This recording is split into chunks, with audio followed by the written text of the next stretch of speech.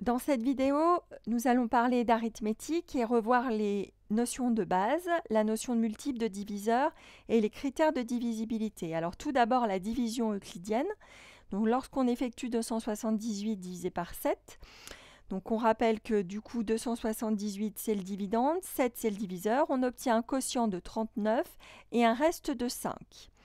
On a, d'après la propriété définition ci-dessus, la relation suivante. Le dividende 278 est égal au diviseur qui est 7 fois le quotient qui est 39 plus le reste qui vaut 5.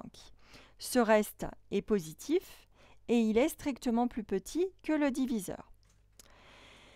Lorsque le reste vaut 0,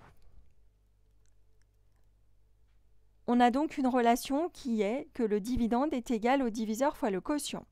On peut alors mettre en place la notion de divisible par, de multiple et de diviseur. Donc par exemple, dès qu'on a un produit de deux entiers qui vaut un autre entier, eh bien le plus grand est divisible par un des deux autres. Donc quand on demande par exemple si 24 est divisible par 6, d'après la table de multiplication, on sait que 24 c'est 6 fois 4. Et donc ça nous permet d'affirmer que 24 est divisible par 6. Divisible par 6, ça signifie que lorsqu'on effectue la division avec la division euclidienne, on obtient un reste qui vaut 0. On dit aussi que 24 est un multiple de 6 et que 6 est un diviseur de 24.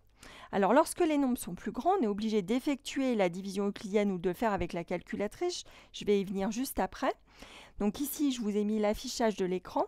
On verra après comment on l'obtient avec cette touche, mais on le refera en direct ensemble. Donc 221 divisé par 13 nous donne un quotient de 17 et un reste de 0. Ça veut donc dire qu'on a la relation dividende égale diviseur fois quotient. Il n'y a pas de reste. Et donc cela signifie que 221 est divisible par 13.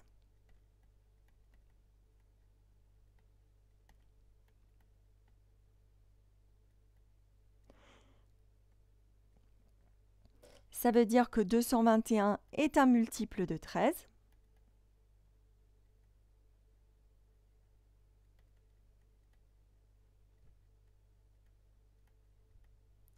Et que 13 est un diviseur de 221. Donc il faut être capable de jongler d'une phrase à une autre.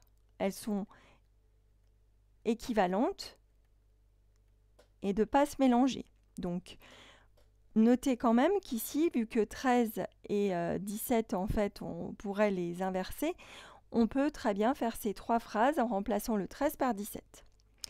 Alors, on va faire deux petits exemples.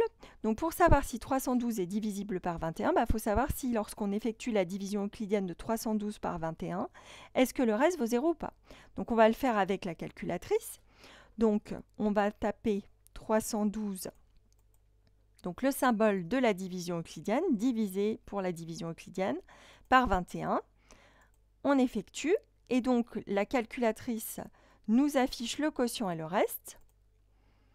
Et cela nous permet d'affirmer, d'après ce qu'on a vu précédemment, que 312 est égal à 21 fois 14 plus 18.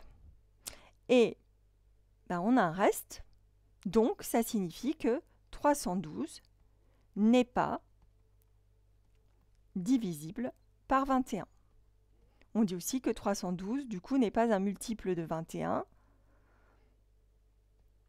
ou que 21 n'est pas un diviseur de 312. Alors, on fait pareil pour 672 par 24. On retourne sur notre calculatrice. Donc, cette fois-ci, c'est 672, le symbole de la division euclidienne, par 24. On obtient cette fois-ci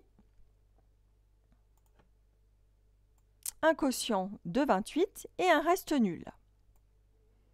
Et comme le reste est nul, ça nous dit du coup que 672 est égal à 24 fois 28. Et donc ça nous permet d'affirmer que 672 est divisible par 24. Donc en fait, avec cette touche de division euclidienne, on peut répondre à ce genre de questions. Alors, sauf que parfois, au brevet, on a des questions nous disant sans calculatrice, expliquez pourquoi. Parce que vous êtes censé connaître les critères de divisibilité, c'est-à-dire savoir quand est-ce qu'un nombre est divisible par certaines valeurs. Alors, vous devez connaître pour 2, 3, 5, 9 et 10. J'ai ajouté ici 4 parce que dans le TD et le manuel, il y a des questions où on demande divisible par 4. Donc voilà, c'est pour pouvoir y répondre, mais ce n'est pas normalement au programme. Donc nous, on va s'intéresser à 2, 3, 4, 9 et 10, savoir si un nombre est divisible par ces valeurs-là. Donc j'ai pris le nombre 80 352. On va essayer de voir s'il est divisible par 2. Alors pour ça, le critère de divisibilité par 2, il est simple. Il suffit que le nombre soit pair, c'est-à-dire qu'il se termine par 0, 2, 4, 6, 8, se terminer, c'est-à-dire avoir un chiffre des unités qui vaut 0, 2, 4, 6, 8. Or, quand on regarde 80 352, le chiffre des unités, c'est 2. Donc, on a bien un nombre pair, et donc il est divisible par 2. Alors ensuite, le critère de divisibilité par 3. Comme celui pour 9, il faut regarder la somme des chiffres du nombre. Dans le premier cas, pour savoir si c'est divisible par 3, il faut que cette somme soit elle-même divisible par 3. Pour 9, il faut que cette somme soit elle-même divisible par 9. Donc on l'effectue. On regarde donc les chiffres qui constituent le nombre, 8, 0, 3, 5, 2. On les additionne. Et quand on additionne tout ça, ça fait 18. Et 18 est à la fois divisible par 3, c'est 3 fois 6, et divisible par 9, c'est 9 fois 2.